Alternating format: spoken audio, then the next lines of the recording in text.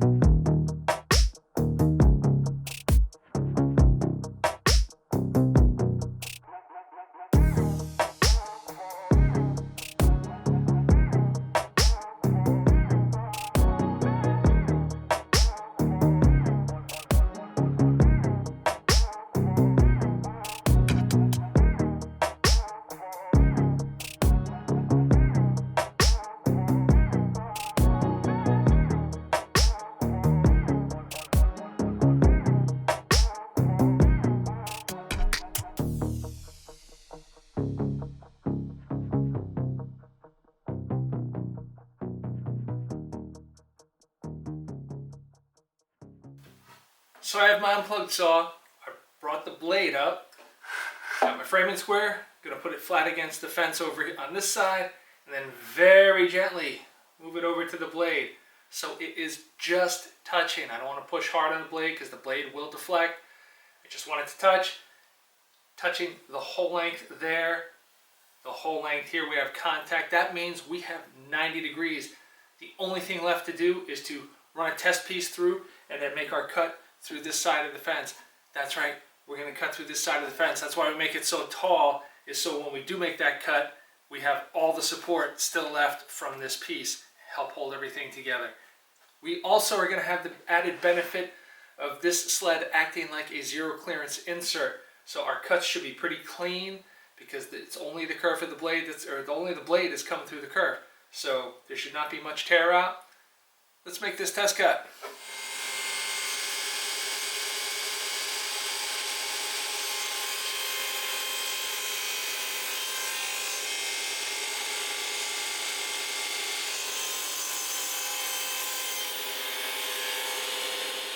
We made our cut. Our crosscut sled is ready to go. Told you it would act like a zero clearance insert as well. There is no tear out on this cut piece, and we are square. So I am happy with how this project turned out. Anyway, if you like this video, remember my subliminal messaging at the beginning. Subscribe to the channel. Also, click that like button, give me a thumbs up, and let me know what you think with a comment below. I'm Kevin, and I'll see you next time in the Project Cave.